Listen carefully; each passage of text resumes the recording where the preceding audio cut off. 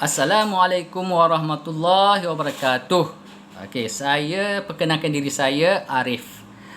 Uh, yang mana saya suka untuk memberi informasi ilmu-ilmu berkaitan dengan tanah dan rumah. Jadi saya pun berkecimpungan juga dalam berkaitan tanah dan rumah dalam lebih kurang 15 tahun. Okey, dah 15 tahun insya-Allah. Okey, tapi apa yang saya tengoklah di pejabat tanah ni dah.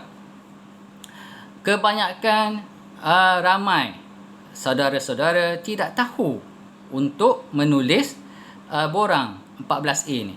Borang 14A ni borang pindah milik macam ni. Ni dinamakan borang 14A. Okey. Jadi borang 14A ni dia ada 4 halaman. Yang ini halaman untuk penjual. Yang kedua, yang atas ni untuk penyaksian oleh ADO ataupun DO, pegawai daerah, berkaitan dengan penjual. Yang ini berkaitan dengan pembeli. Muka surat yang ketiga berkaitan dengan penyaksian pegawai daerah terhadap pembeli. Okey. Dan muka surat yang terakhir, yang keempat, adalah butiran geran. Jadi, apa saya nak beritahu kat sini, nak pentingkan kat sini lah.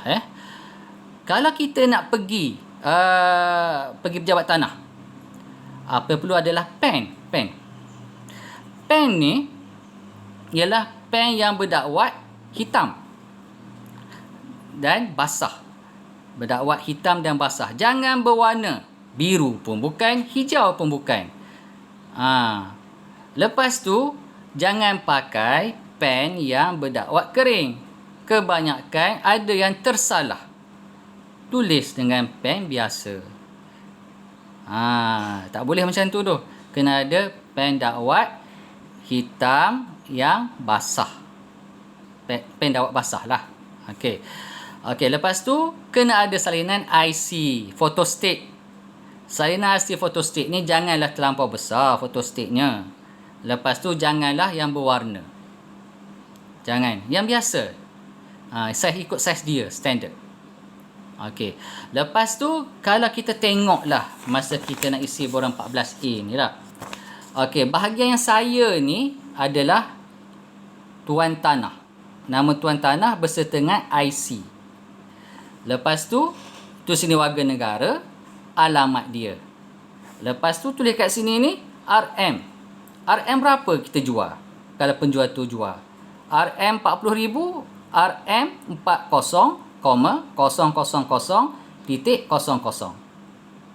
Lepas tu di sini nama dan IC penjual yang akan ditandatangan di depan pegawai daerah.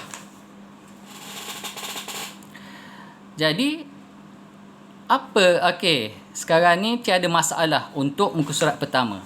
Jadi saya hanya sekadar untuk terangkan untuk muka surat pertama saja dahulu. Jadi untuk selanjutnya, video selanjutnya, saya akan terangkan muka surat seterusnya berkaitan dengan 14A. Jadi saya harap saudara-saudara boleh menulis 14A ni tanpa ada kesalahan. Ingat, jangan ada tulisan sambung.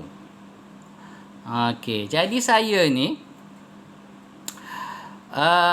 akan melangsungkan video saya selanjutnya, selepas ini, berkaitan dengan tanah, berkaitan dengan pindah milik, berkaitan dengan loan, berkaitan dengan rumah. Macam-macam nak cara nak pilih macam mana, ikut bajet saudara. Jadi jangan lepaskan peluang untuk bersama dengan saya untuk video seterusnya, sebab ini adalah informasi untuk saya maklumkan kepada saudara-saudara.